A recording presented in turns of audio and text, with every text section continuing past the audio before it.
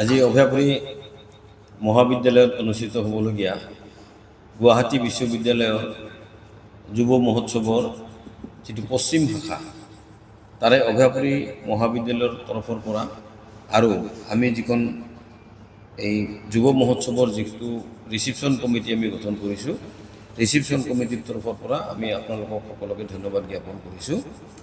আমি অহা 3, 4, 5 আৰু 6 তাৰিখ গুৱাহাটী বিশ্ববিদ্যালয়ৰ বিশেষকৈ পশ্চিম শাখাৰ অন্তৰ্গত যিসমূহ কলেজ আছে তেওঁলোকৰ মাজত যিটো যুৱ মহোৎসৱ অনুষ্ঠিত হয়, এই যুৱ মহোৎসৱ এইবাৰ অভয়াপুৰী কলেজে অনুষ্ঠিত কৰিব আৰু আমাক অভয়াপুৰী কলেজক এই দায়িত্বটো গুৱাহাটী বিশ্ববিদ্যালয়ে প্ৰদান কৰিছে।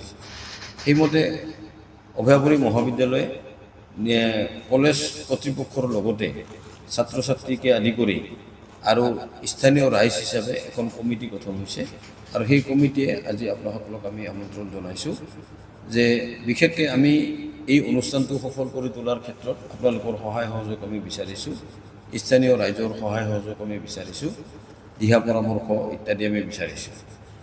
গুৱাহাটী বিশ্ববিদ্যালয়ে এই ডাঙৰ দায়িত্ব এটা অভয়াপুৰী কলেজে কেনেধৰণে আমি সুচাৰুৰূপে পৰিচালনা কৰিব পাৰোঁ সেই বিষয়লৈ কিছু পৰিমাণে আমি চিন্তিত যদিও আমি সকলো শ্ৰেণীৰ ৰাইজৰ আমি সহায় সহযোগ আৰু দিহা পৰামৰ্শ ইতিমধ্যে আমি পাইছোঁ আৰু মনত কিছু সাহস আমাৰ আহিছে।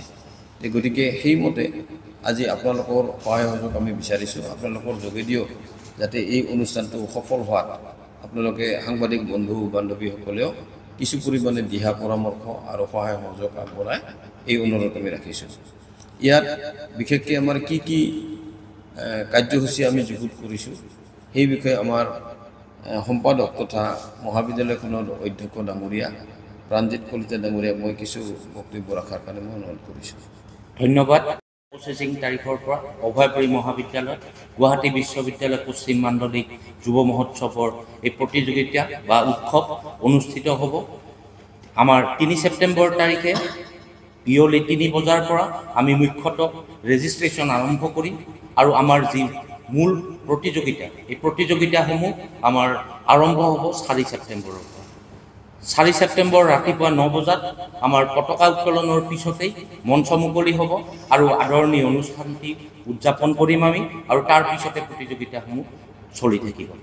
এই 4, 5 তাৰিখত এই দুটা দিনত বিশেষকৈ প্ৰতিযোগিতাসমূহ অনুষ্ঠিত হ'ব আৰু 6 তাৰিখে 6 ছেপ্টেম্বৰত ৰাতিপুৱাৰ আমি এখন সভা আয়োজন কৰিম যিখনক আমি ক্লজিং চেৰিমনি বুলি কওঁ আৰু সেইখনৰ পিছত সন্ধিয়ালৈ আমি সাংস্কৃতিক অনুষ্ঠান এটি উদযাপন কৰিম আৰু এই গোটেই কেইদিনৰ গোটেই প্ৰতিযোগিতাসমূহত আমি আমাৰ ছাত্ৰ ছাত্ৰী, আমাৰ শুভাকাংক্ষী আৰু স্থানীয় ৰাইজ সকলোৰে আমি সহায় সহযোগিতা কামনা কৰিছোঁ।